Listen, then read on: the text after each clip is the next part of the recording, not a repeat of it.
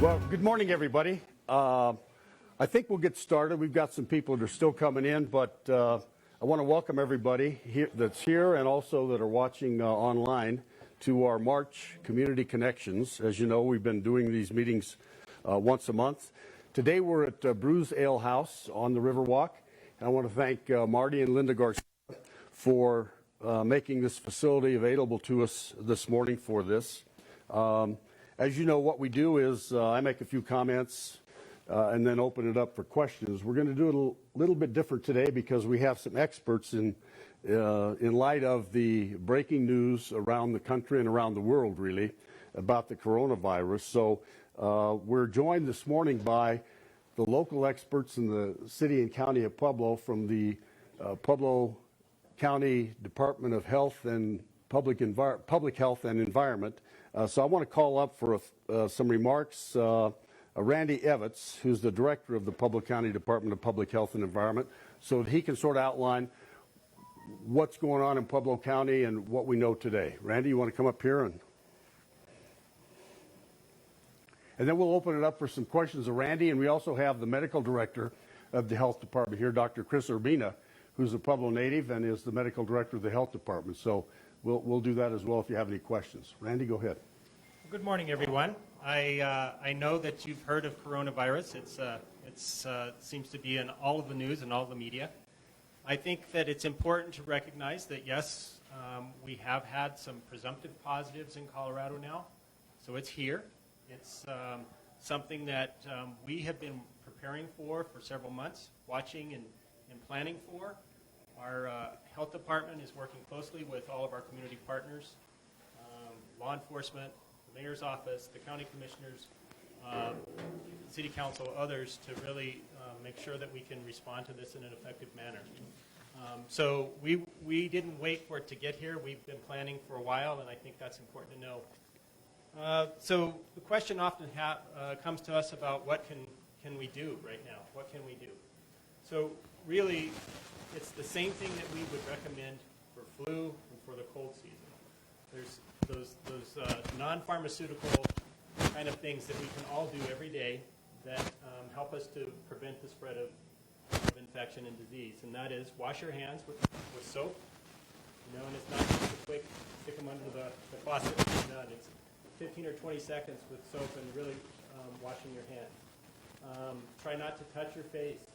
The most common place for, as I just did, the most common place for infection to enter our body is through our eyes, nose, and mouth. So if you can prevent sort of touching your face and creating an entry place for the virus, you're going to help yourself. Disinfect surfaces around your home, around your office. That's an easy thing to do. If you're coughing, cough into your sleeve or into a tissue, throw that away, wash your hands. I think those are real simple things that we can all do every day that help us to be safer and to help prevent the spread of disease. I would say that there are a lot of other activities going on, not only locally, but across the state and across the nation for preparedness. So the great thing is about Pueblo is that we have had a lot of practice with emergency planning, with our CSEP and those programs. They've really helped us to do a lot of community planning and work. So I feel like our healthcare organizations are prepared, our health department is prepared, and we're ready to address it if it comes. All right. Anybody have any questions of Mr. Everts?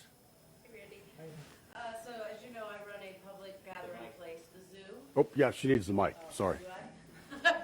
I run the zoo, so that's a very big public gathering place. So I'm seeking guidance on are there specific protocols for cleaning, for example, the frequency of cleaning the restrooms, anything that putting up signs. Do you have templates for that? I've got something from the Community Health Center to put up to outline the things that you just said about washing hands, etc. We have a lot of children that come for classes and field trips, etc. So I'm looking at what are the best practices for my cleaning crew. We're going to probably step up the frequency that they come, but I don't know if there's a list of products that I know the AZA, the Zoo Association, put out a list of hand sanitizers that are effective or approved and tested. And then my other question was, obviously, in a lot of places they're starting to recommend people staying home, not going out, not being in public gathering areas. I don't think we're there yet, but that may come. The situation changes every day. So, guidance on that, and like we're an outdoor space. Can people come? I want to responsibly say that we're outside. You can have the space that you need and come and visit us, but I also don't want to recommend that if that's counter recommended. So I will respond, and then I'll ask Dr. Urbina to respond. Yes, there are some approved cleaners, and we just, in fact, got that list this morning. So we will share that out with you. I think for now, it's still safe to have. Flu is still here, and flu right now is certainly a bigger concern. But we are not recommending shutting down events at this point or stopping those events. I think that you can take some precautions, and I know that this is running in short supply right now in our community. But the hand sanitizer, if the kids can't wash their hands, it's probably a good idea to just give them a little, but encourage them to wash their hands, and then, as you said, wipe down the surfaces and some of those things. I think a little social distancing, a little space. So your outdoor space, I think, is a great idea. And so at this point, we don't have any recommendations to stop these events. There's a lot of great things. There's a run this weekend that's coming on. I think that those are healthy community things to do. And so, Dr. Urbina, do you have other recommendations? Thank you, Mayor. Thank you, all of you, for coming. I think the challenge is how do we control fear, and how do we give people appropriate recommendations? The recommendations that Randy's already mentioned, you should be doing everywhere. Washing your hands, coughing into your sleeve, using a disposable tissue, doing all the things to protect yourself from any kind of infection, including the coronavirus. There's no difference in my mind from a health perspective. If you're infected, you're going to pass it to somebody else. That's what we want you to do. If you have an infection, I was talking with Ms. Solano back here, if you're infected, you should be staying home. You should be not working. So you're not passing on that influenza or whatever the infection is. Most of the time when you're outdoors, and just like in the news, you're going to have significant social distancing. What I don't want people to do is wear masks. Unfortunately, that's the mixed message in the media. I don't know if you watched the CNN presentation last night. Yeah. They were saying, don't wear masks, but everybody on the picture had masks. so that's misinformation. And why is that true? And let me give you the clear deets on this. When I'm a family doctor by training. If you're infected, I'm going to put a mask on you because you're coughing out those fomites. You're coughing it out. And I do not want to be infected. And I'm washing my hands before I see you, and when I leave, so I'm not passing that to the next person. The virus is so small that it will go right through that mask, but not if it's picked up by droplets. So if you're coughing into that mask, it's not going to be sprayed out into the public. So that's a good thing. But if you're coughing and you see folks at the airport and other places, what do they do with the mask? They pull it down because their nose is itchy, and so it really hasn't really prevented anything. But it's a safeguard that I don't think is useful. So it's not really most important thing. Into a tissue, off into the sleeve, and the mayor and I and Randy, we all did elbow bumps. We're trying to reduce our contact. Is that helpful? That is helpful. And the other thing I'm asking is Microphone, Abby. sorry. This probably is out of your control, but if you have any information or updates, there's no hand sanitizer to be found anywhere. I've been to many, many places. Do you know Secret Supply? Okay, actually, this is a very good question. Use soap and water. Soap and water is available everywhere. But if you're using soap and water, that's actually better, because as you cough, I've seen several people cough in the room already. They're coughing into their hands. You're coughing, you should be washing your hands right after that. So when I leave and you notice I haven't touched, if you see me touch my face, nose, or eyes, I will give you $1 during this talk. It's a habit we need to break, because we all do it. So that's what it occurs. Because what happens? You shake hands, and you go like this. So that's how it's done. That's the missing piece, is that we're touching surfaces, we're touching each other, touching. But well, we should be protecting ourselves, and that's how we do it. Is that helpful? Wash your hands with soap and water. Do not worry about whether or not there's alcohol swabs or sanitizer. It's cheap. All right. Any other questions? Yes, sir. More sustainable. I'm a full-time student at Colorado State University, and my name is Severino Martinez.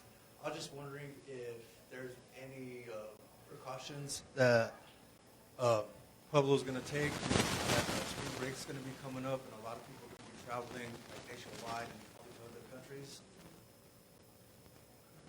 Sure, I can answer that. So hopefully you're watching the media, and hopefully you've already heard what we said today. As you travel, you should be using the same precautions. You should be washing your hands, washing your face. Yeah. Okay. If you travel, you should be doing the same thing. And so as people come back from wherever they're traveling, they should be using those same precautions wherever they're going. In the United States right now, the risk is extremely low. Now, we have countries in the world, China, Iran, Italy, South Korea, and Japan, that are high risk. We're discouraging traffic to those countries.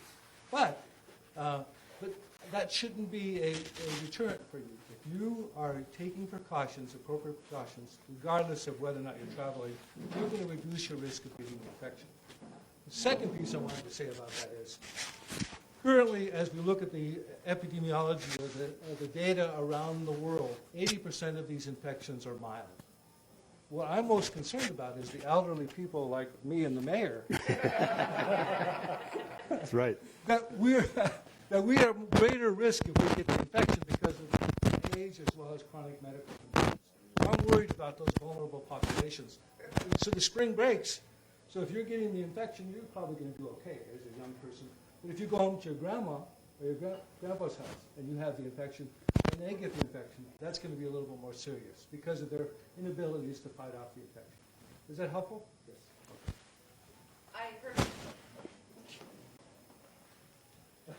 I heard an interesting article this morning on NPR about how vulnerable children are and that as carriers. Do you want to speak to that? Sure. How do most people get the flu virus? From their children. From their children. Because most adults, particularly don't, go out in public, but the kids do, you know. So don't be criticizing that guy right next to you. So passing it from person to person is usually from children, and that's why schools are very, we're talking to schools very closely about how they sanitize, they're washing their hands, they're wiping down all the spots, because we're trying to reduce risk. Now, the interesting thing about the epidemiology of this disease now is that kids aren't getting it. Worldwide, less than 10%. They're getting it, but the symptoms are mild. And say, that's what's interesting now. We just don't know if we haven't tested it. So I would say, still, children washing their hands, covering their cough on their sleeves, doing all that respiratory etiquette is the place to go. Now, the good news is if kids are getting it and they're getting mild infections, that's a good thing. What we don't know currently is whether or not this is going to be a repeated infection annually. That's something we don't know. It was not true about SARS and MERS, which were forms of coronavirus. They didn't come back every year. Is that helpful? Yeah. We had one more question back there, I think.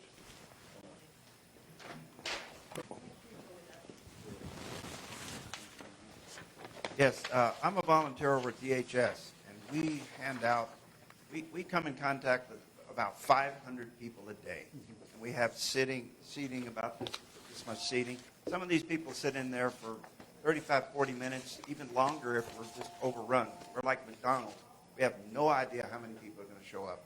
How much authority and guidance can we get from the health department as far as having the authority to ask someone to leave that's heavily coughing in the crowd? It's standing room only sometimes.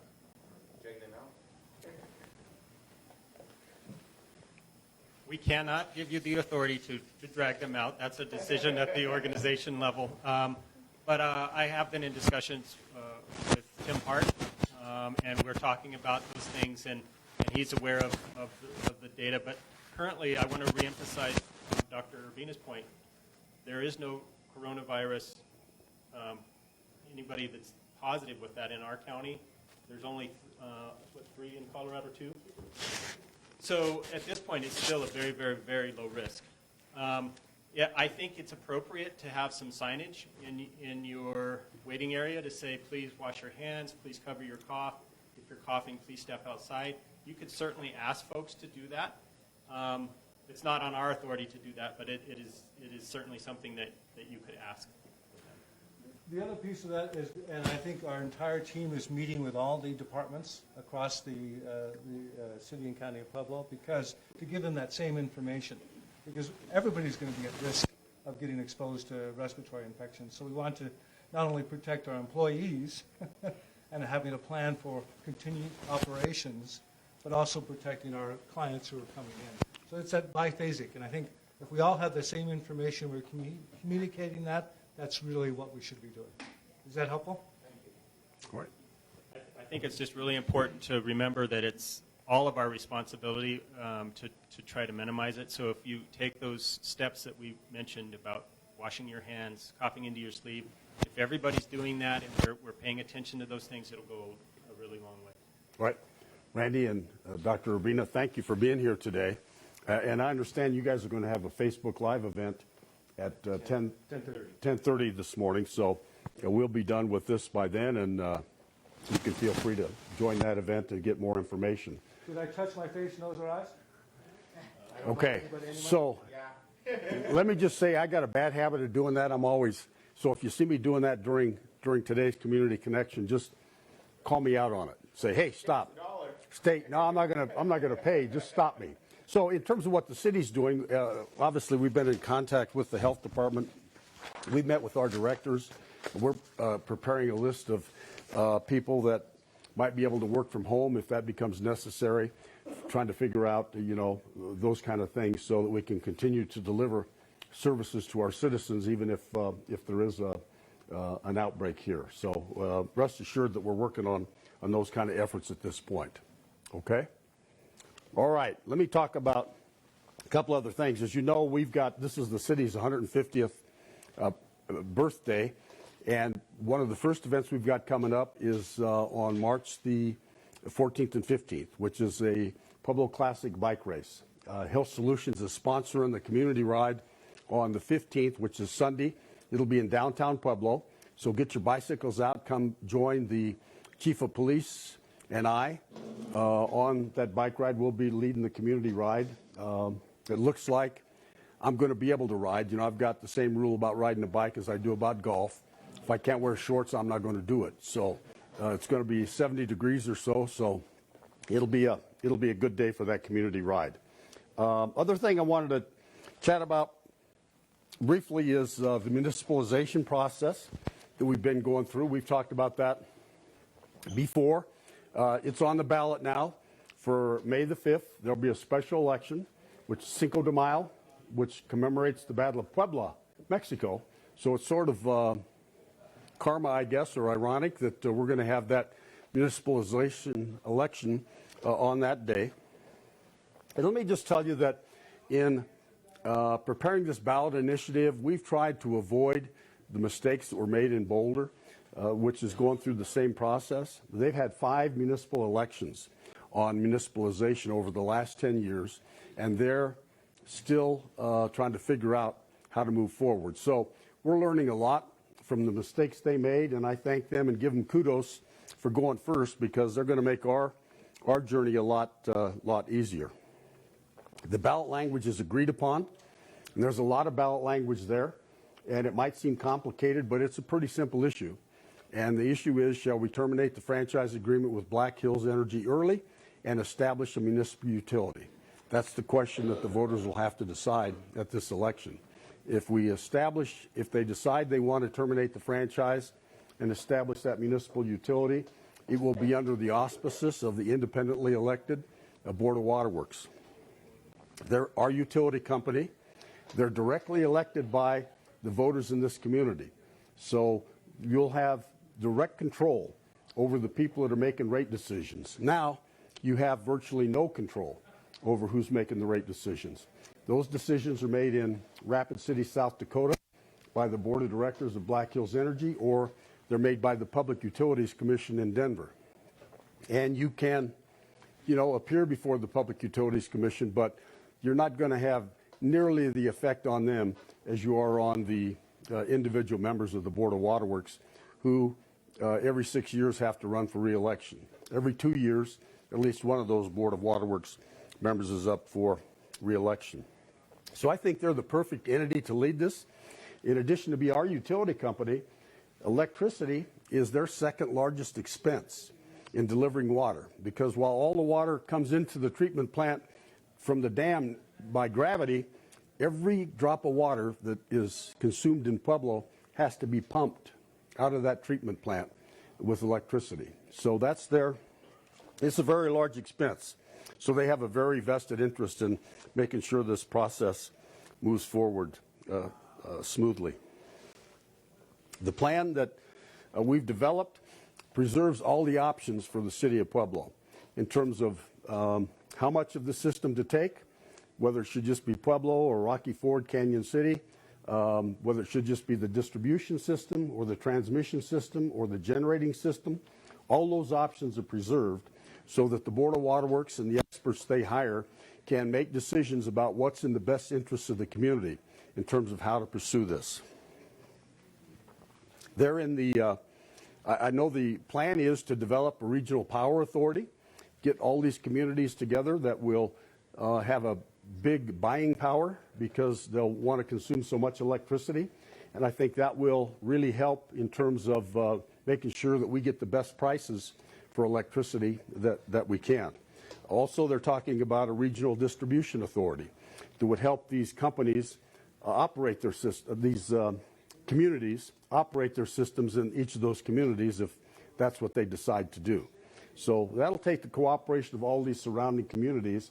But the Board of Waterworks is in a perfect position to do that because they've developed those regional relationships in terms of water supply. So they're in a lot better position to do that than the city would be. They estimate that it'll be about 5 to 8 years before that process could be completed. I'm convinced that public power is the way for us to go, that in the long run our power supply will be cheaper if we go to public power. We'll have that local control, as we discussed before. We have the highest electric rates on the Front Range, and those electric rates have hindered our economic development efforts. And while Black Hills has been proactive, I think, in getting the legislature to enact a statute that allows for special economic development rates for investor-owned utilities, Black Hills, when they found a company that wanted to come to Pueblo and they tried to give them an economic development rate, it took more than 120 days to get that through the Public Utilities Commission. And by the time the Public Utilities Commission issued a ruling, the company was gone. I mean, you can't wait that long in some of these kind of cases before you can get things going. So if we have local control, it'll be a lot different. So as I said, we have the lowest water supply. I mean, we have the lowest water prices in the state of Colorado and the best water supply of any municipality in Colorado. And I don't think there's any reason why we can't do that with our electric supply either if we decide that we want to move forward with that. So with that, I'm going to stop, open it up for questions, and see what's on your mind this morning. Anybody have questions? Yes. Yeah, wait till the microphone gets there. Identify yourself for the people at home. My name is Sandra, and so you say the Board of Waterworks estimates it's going to be around 5 to 8 years. At what point can we expect to see fees incurred on our bills to pay for the legal fees that are going to be a result of this. Okay. The Board of Waterworks has indicated that you'll never see fees on your bills to pay for the legal fees for this, because they're going to fund those out of their current assets, the legal fees. And the legal fees are estimated to be about $10 million to acquire this system. That's what the Black Hills study indicated would be the legal fees, and that's also what the Phase 2 study from EES, the city's consultants, indicated. So the Board of Waterworks has some assets that they can dispose of that are not necessary. One of them we've probably talked about in the community is the Escondido Ranch, which is a ranch outside of Leadville that the Board of Waterworks acquired, I think, in the 1970s for the purpose of building a reservoir. So they acquired, and it's a large ranch. I've forgotten the number of acres. But it turns out that it's impossible to build a reservoir on that property because there's an endangered plant there called a fen that is sort of a bog kind of thing that you can't remediate and you can't inundate it with water. So you can't flood it, so that land is not usable for a reservoir by the Pueblo Board of Waterworks. But it's an asset that's owned by the community, and I think part of the plan for the Board of Waterworks is to use that asset to fund this legal fight for the attorneys and such.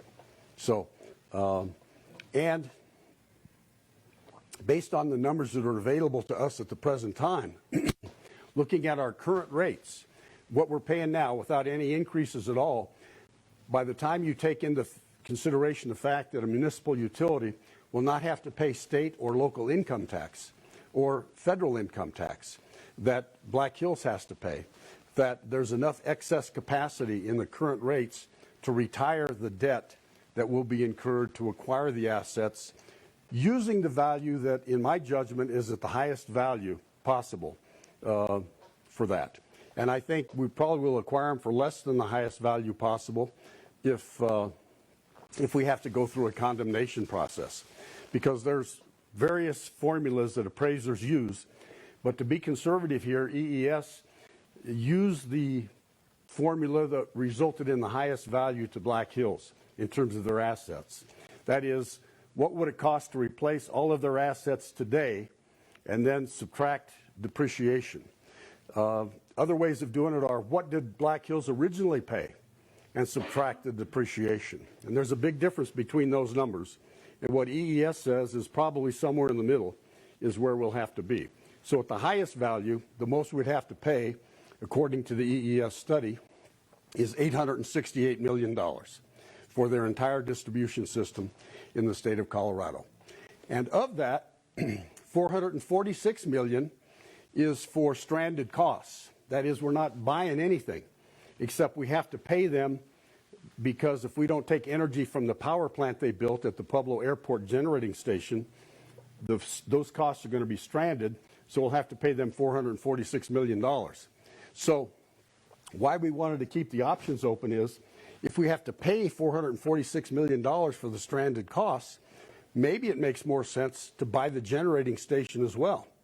And, you know, we can use it, operate it, and sell that energy to surrounding communities or to other communities like Colorado Springs, for instance, that's trying to get rid of their coal-fired plants. It's an expensive plant out there that we're paying for now.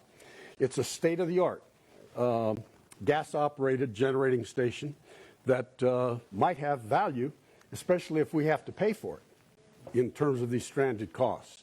So I hope that answered your question about whether or not you'll have a fee on your water bill to pay for the attorney fees. You won't.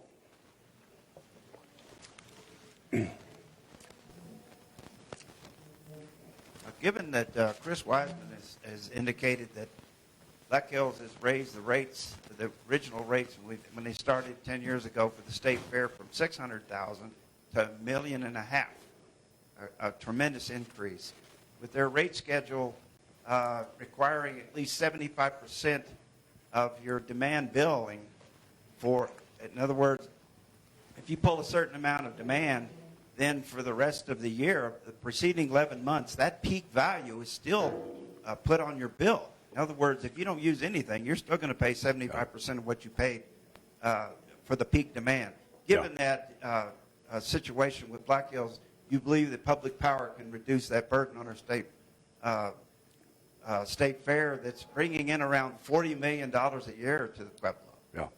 Oh, I certainly do. And I think we'll have that local control that we don't have now. And the Public Utilities Commission allows Black Hills to set up those kind of programs, but I think we can set up, when we own it, whatever program we want. And the regulatory ability of the Public Utilities Commission is going to be very, very minuscule. Basically, if we take all of Pueblo County, for instance, if that's where we start, which the city of Pueblo has the right to do, I think, the Public Utilities Commission would be involved in regulating the rates for those people that live outside the city of Pueblo, but only to the extent of making sure that they're not treated unfairly compared to the people that live inside the city of Pueblo. But in terms of what rates the Board of Waterworks sets for the city of Pueblo, that wouldn't be regulated by the PUC at all. So, and the Board of Waterworks, as I said, we've got a member here, Sandy Gutierrez, is very responsive because they have to be elected by the citizens here. I think it's important as we look at this problem in this process to know that I think it's about 62% of the energy used in Black Hills territory is from commercial and industrial customers, and the balance is from residential customers. So it's important to those commercial and industrial customers that costs be kept low, because if they can save 10%, as the EES Phase 2 study said, on their electric bill, that makes a big difference in their bottom line. That makes a real big difference in their bottom line. So I think those are some of the kind of things we have to look forward to. It won't happen overnight. As I said, it'll take 5 to 8 years for this process to end. And even when it ends, depending on what we have to pay for the assets, the rates might not go down immediately, but the rates will go down eventually. Other issues, other questions? Laura, you go ahead. I received an image on my text. It showed almost a homeless dump down in Dillon, and it was horrible to look at that. Yeah. And I've said before, Pueblo needs to be the cleanest city in Colorado. When people pass through here with 40-foot RVs pulling Suburbans behind them, they're not used to being in anywhere where there's any debris and filth. Yeah. They want to come to a city that's safe, and there's some connotation between trash and safety. So I appreciate if the city could come up with some kind of a task force where, even if it takes volunteers to go out and clean up these, if we can locate them and have some police with us so that we feel safe. Yeah. Certain people in this room also clean the multi-purpose path on the east side. We feel safe on that path, but we do not feel safe going down into these filthy areas. Right. But I would appreciate it if we could have somebody help us out. Yeah, I saw that picture in the paper this morning, and it looked like there was a van down there that was abandoned. How you get that van down by the river and abandon it? But we're going to investigate that and look at what we can do. As you know, the city and county have cooperated in establishing a trash task force this year to try to eliminate illegal dumping. But it looks, and maybe that part of that is illegal dumping, but it looks to me like maybe just trash that the people living down there, the homeless people living down there, have allowed to accumulate and stuff. So, yes. Just to piggyback on that, I was thinking heavily about this on my drive from Beulah this morning, and I also went to Denver recently and came back from Denver. And the roadways back from Denver are terrible. I think that's probably a county issue. Does that task force address that? But there's a ton of plastic and just garbage all the way to Pueblo. Maybe the wind has whipped up some of that, but are there regular crews that go out? To do the interstate? Yeah. The highway? The highways, Yeah, there aren't at this point. And you've probably heard me say before, and we're still working with the Colorado Department of Transportation, because for as long as I can remember, they've been responsible for maintaining the weeds and the grass along those right-of-ways that are on I-25 and on Highway 50 and the other state highways that we have here, unless there's a particular agreement with the city of Pueblo. But they're now taking the position that that's our responsibility. So we're working on trying to enter into some memorandums so we can identify all of those places. Because last year when we had the rain, the weeds grew up and it looked like not very well.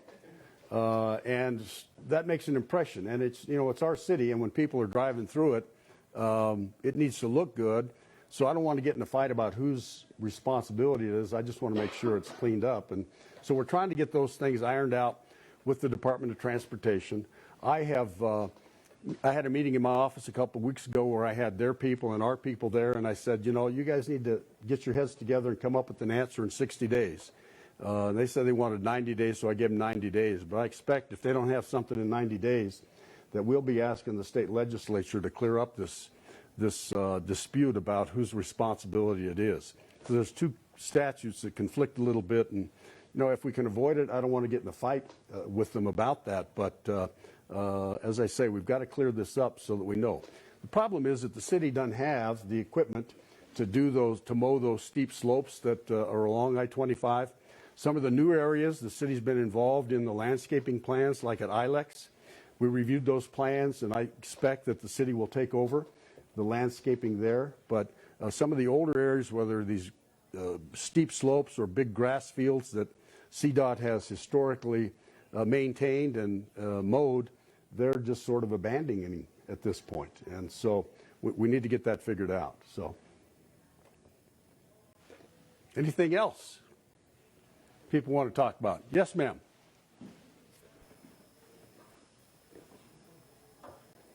Identify yourself. My name is Michelle Aragon. I think this is even on. It won't amplify your voice, but it's for the Facebook people at home. Okay. So I have two sons that attend a local supervised visitation center called Teresa's Place. And I have safety concerns about how the place is being run.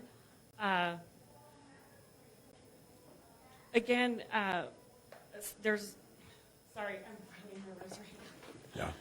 I'm not good at speaking, but I feel I'm here seeking guidance Okay. you as far as policy changes. They're in the middle of rewriting policy changes. They're on their 5th new coordinator of the facility.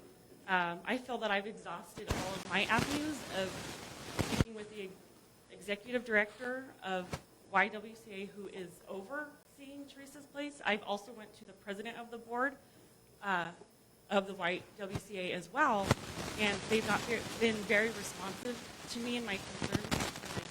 And again, I'm here just seeking guidance. I've done so much already, and again, there's safety concerns. My son was injured, and I was not told about it. In fact, it was kind of kept on the hush, and I kind of had to get it out of them, and I'm not the only parent with a concern for this place. And unfortunately, we're court ordered to be there. We've been there 5 years, and my boys have to continue seeing their bio person until they're 15 years old. Yeah. And my sons are 6 and 5. So I'm just here seeking guidance on what I can do. Well, as you obviously know, and you've tried to reach out, the Teresa's Place is operated by the YWCA, that obviously the city doesn't have any control over. They have their own independent board of directors that it sounds like you've at least tried to reach out to some of them. If I were you, want to make sure the entire board of directors knows what kind of problems you're having. And if they won't address them, you know, I might approach the judge, you know, that has ordered you to go there and say, hey, judge, these are the circumstances that we're encountering at Teresa's Place, and let's figure out a different way to do this because I have these concerns about safety and those kind of things. I think that's about the only thing I could recommend for you. So that's probably not the answer you wanted to hear, but that's as best I could do. Yeah, I appreciate that. Again, I'm here just seeking guidance. Okay. Because I've exhausted, I feel. I even went to the court to ask advice on how to speak to the judge, have a meeting with the judge. But are you saying I need to maybe file some papers with the judge, saying, hey, we need to, whatever your concerns are, have them aired in front of the judge, and if there's merit to them, I think the judge would take that into consideration in terms of modifying orders that were previously entered. So, yeah, that's the only thing I could recommend to you. Okay? All right. I appreciate that. Thank you. What else people would like to talk about? Yes. Hi, since you brought up the 150th anniversary, I wanted to mention this. I'm Alan Lamberg. I work for the City Planning Department. Just wanted to mention for the audience at home and this room and Your Honor, we've been working on the historic downtown Pueblo context and report, which will coincide nicely with the 150th anniversary. So if you want to keep up with that, go to pueblo.us/2264, pueblo.us/2264. You can learn all about it. Thank you. Perfect. Thanks, Alan, for reminding everybody about that. Yeah, there's a lot of activities that we've got planned surrounding the 150th. The bike race, as I said, is the first thing coming up, or the next thing coming up. We're also working on an event for July 3rd and 4th at the Riverwalk. Make it a two-day event to sort of celebrate our nation's birthday. At the same time, we're celebrating the city of Pueblo's birthday.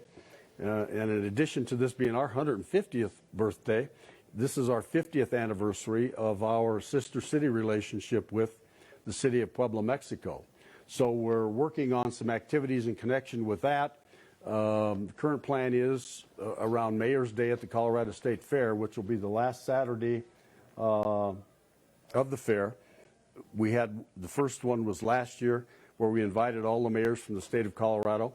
We're working on a plan that would invite all the mayors of the state of Colorado, invite all the mayors from our sister cities. We have, I think, six sister cities around the world.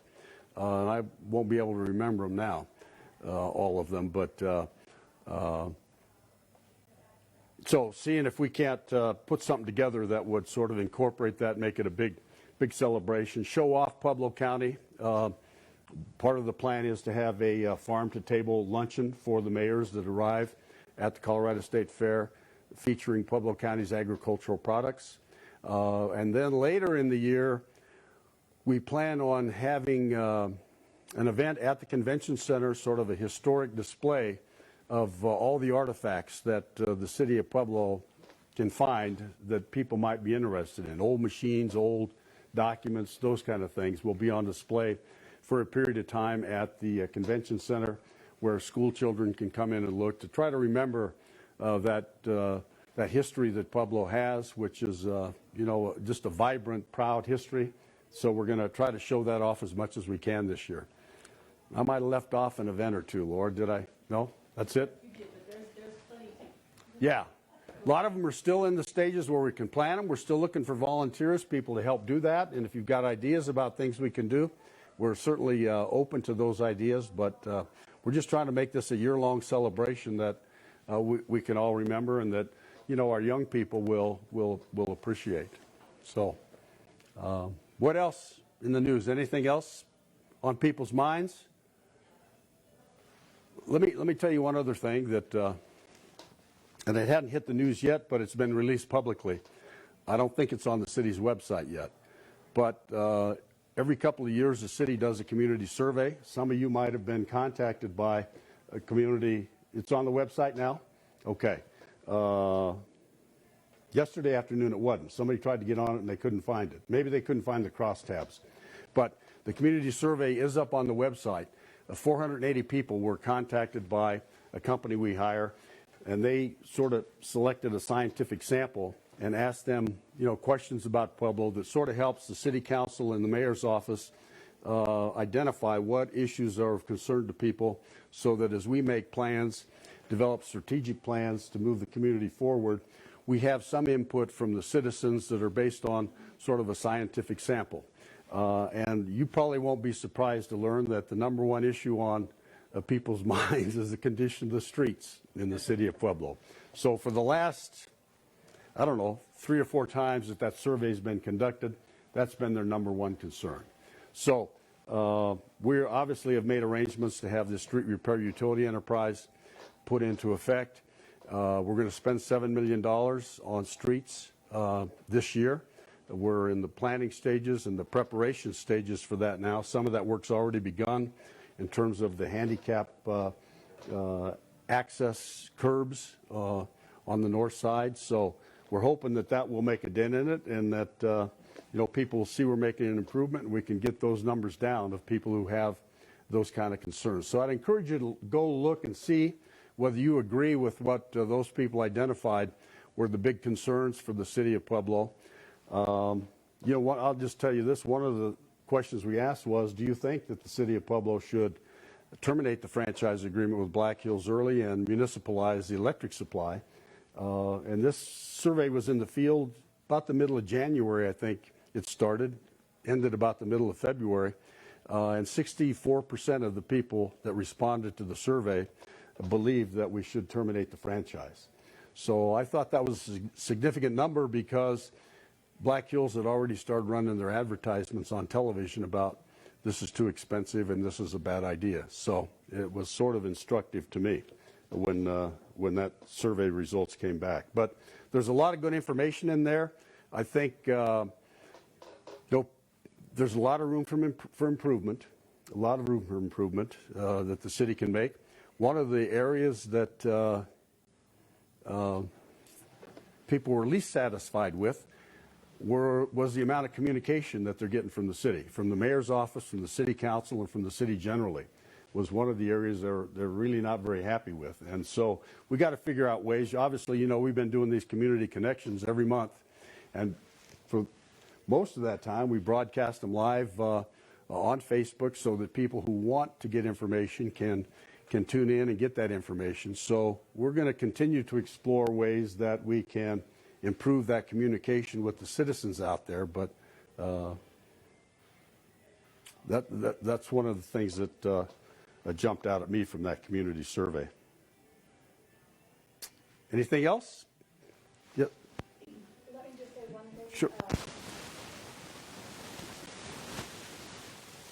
I just want to say thanks to you guys who put the names of the people who are speaking up.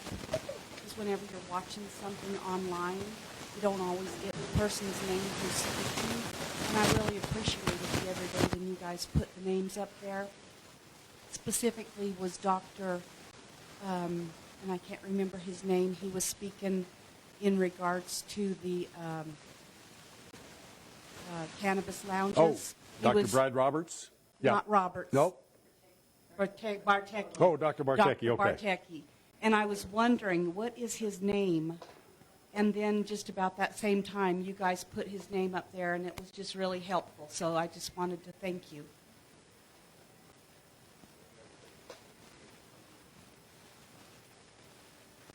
The city has a lot of money. Obviously, 25 cents a piece for cigarettes. People are smoking and spending a ton of money. And they're throwing these butts all over the place. City library is covered in cigarettes. And people and volunteers pick them up, workers pick them up. And with the coronavirus out there, I have seen people pick up butts and smoke them. Huh. Oh, yes. Oh, yes. All over the city, actually. When you sit in, you go to the Hanging Tree Cafe and watch. People come along and try to pick one up and take a few hits off of it. So I consider it a health issue. And I don't understand why we can't have those special ashtrays that you can drop one in, it's fireproof, and you can't get them back out.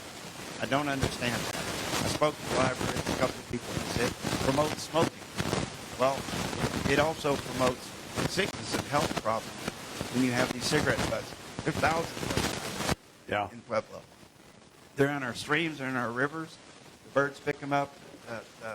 The waterfowl get them in their stomach. So it's just an issue. It drives me crazy because it's just insane. There is a lot of money in Pueblo. It's just being wasted. Well, the citizens might have a lot of money. The city doesn't have a lot of money. I want to make that point. I want to clarify that point. That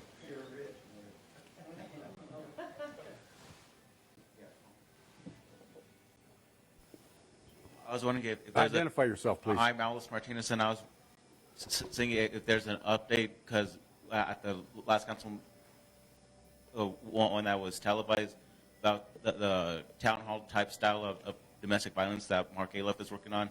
If you have an update on that, when that would be.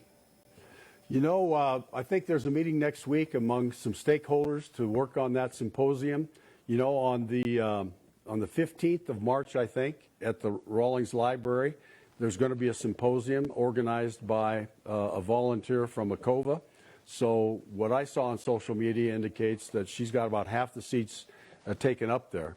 So I think there's more to come in terms of a response.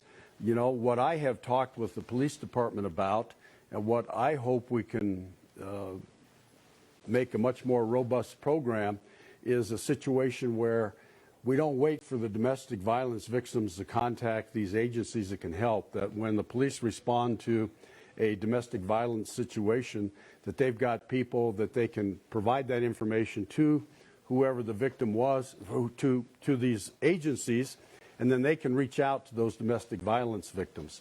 This is a hard, complicated process, and most of the time, you know, you see repeats of, you know, police come out, remove somebody, and the next thing you know, they're back together, and the victims are reluctant to prosecute and those kind of things. So it's a very difficult thing. But I think we've got to have the responders be more proactive in terms of those domestic violence agencies that have the knowledge and the wherewithal to interact with these victims, can actually approach them rather than wait for the victim to contact them, because